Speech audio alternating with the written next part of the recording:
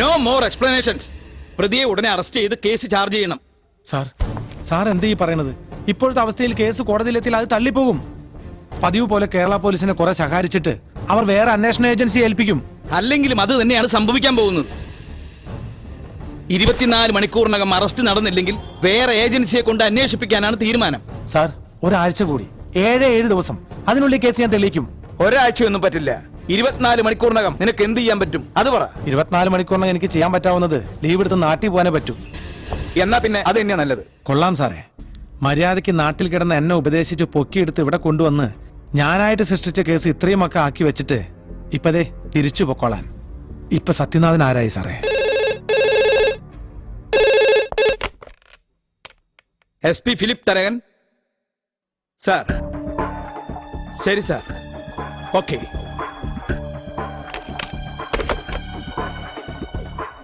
Case CBIക്ക് വിട്ടുന്നു.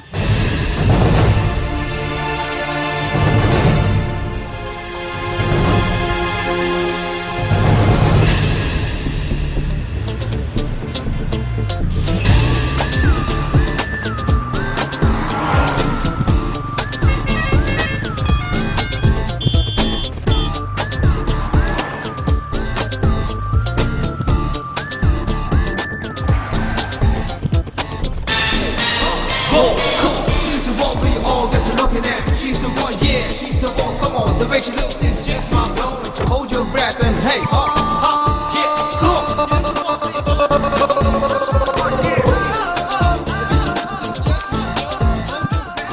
She's amazing.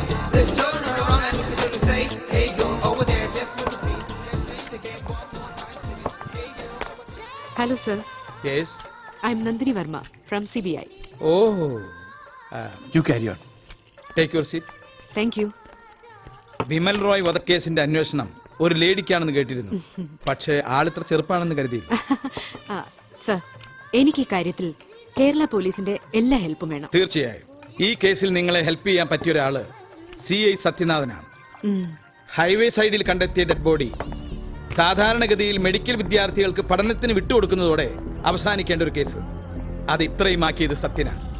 Case തെളിയിക്കാൻ 7 ദിവസം കൂടെ സമയം നൽകണമെന്ന് സത്യൻ എന്നോട് ആവശ്യപ്പെട്ടതാ.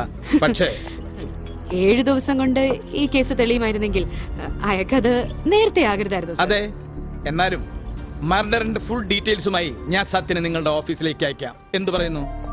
Okay sir. Anyway, best of luck. Thank you sir. ആദ്യം ചോദ്യം ചെയ്യേണ്ടവരുടെ ഒരു ലിസ്റ്റ് തയ്യാറാക്കണം. സഞ്ജനയിൽ നിന്ന് തന്നെ നമുക്ക് തുടങ്ങാം. വാവ്, ഗ്രാൻഡ് ആയല്ലോ നമ്മുടെ താൽക്കാലിക ഓഫീസ്. മുകളിൽ താമസം, താഴെ office. Great. May coming? Yes. I am Sathyanathan. Vimal Roy വധക്കേസിന്റെ അന്വേഷണ ചുമതല എനിക്കായിരുന്നു. SP പറഞ്ഞിരുന്നു ഇങ്ങനെ ഒരാളെ കുറിച്ച്. വരൂ. മാഡത്തിന് എന്തോ ചോദിക്കാനുണ്ടെന്ന് തരയൻ സാർ എന്നോട് പറഞ്ഞു.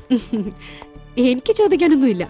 നിങ്ങൾ എന്തൊക്കെയോ മഹത്തായ കണ്ടുപിടുത്തങ്ങൾ നടത്തിയെന്നോ 7 ദിവസത്തിനകം പ്രതിയെ കണ്ടെത്തുമെന്നോ ഒക്കെ തരകൻ സാർ പറഞ്ഞു. അതെന്താണെന്നറിയാൻ വരാൻ പറഞ്ഞതാ. മഹത്തായ കണ്ടുപിടുത്തങ്ങളൊന്നുമില്ല മാഡം, ചില സംശയങ്ങൾ. അതൊന്ന് ക്ലിയർ ചെയ്താൽ യഥാർത്ഥ കുറ്റവാളിയെ കണ്ടെത്താൻ കഴിയുമെന്ന എന്റെ വിശ്വാസം. ഓ, സംശയങ്ങളും വിശ്വാസങ്ങളും. ഈ വിശ്വാസം എന്ന് പറഞ്ഞാൽ കേരള പോലീസ് പൊതുവെ അന്ധവിശ്വാസികളാണല്ലോ. അതിന്റെ പുറത്താണോ 7 ദിവസം കൊണ്ട് എന്തോ ബ്ലാക്ക് മാജിക് കാട്ടി പ്രതിയെ കണ്ടെത്താമെന്ന് വീരവാദം അടിച്ചത്? Have A seat.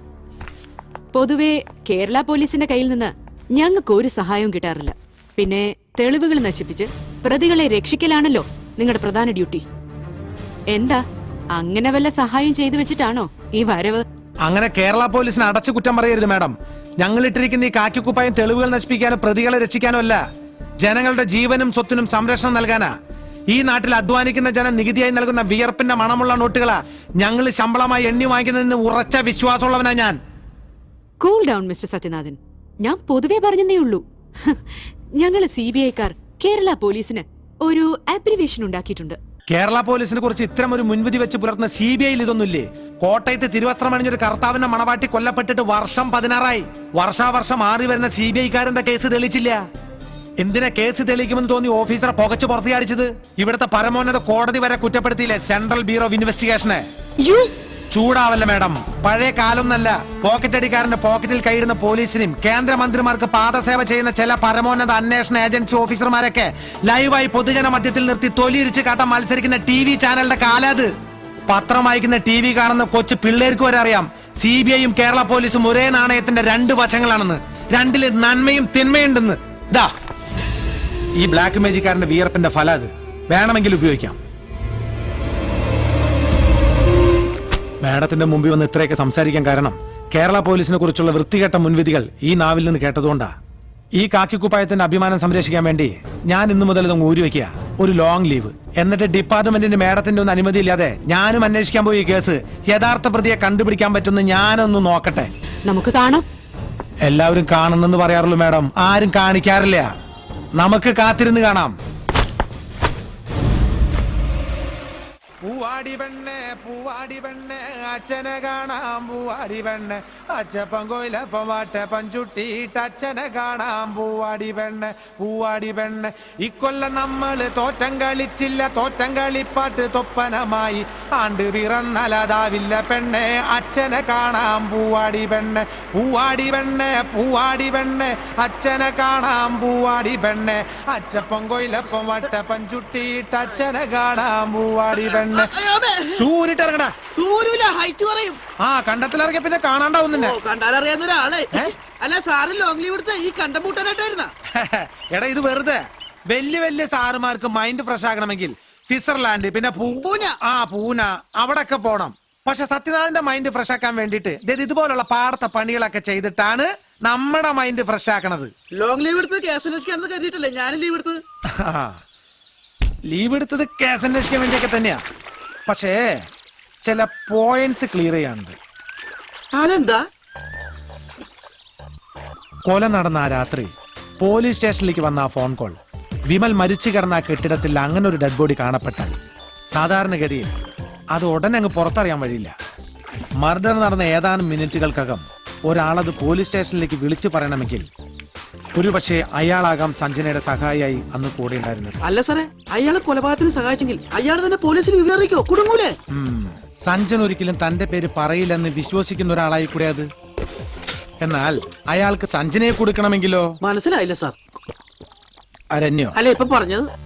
ഇടോ സിനിമ ഫീൽഡ് അല്ലേ, പോരാത്തതിന് ഹൽവ പീസ് പോലത്തെ ഒരു പെണ്ണും. ചില ചുറ്റിക്കളികൾ അവൾക്കുള്ളതായിട്ട് ന്യൂസ് കേട്ടിരുന്നു ആ സംവിധായകൻ ഗൗതമനുമായിട്ട്. അയാൾക്കാണെങ്കിൽ ഭാര്യ മക്കളും ഉണ്ട്. കഴിച്ചിട്ട് ഇറക്കാനും വയ്യ, മതിരിച്ചിട്ട് തുപ്പാനും വയ്യ. അങ്ങനെ വന്ന എന്താ ചെയ്യാ?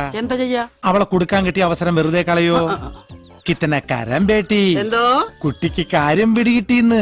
മുത്തേ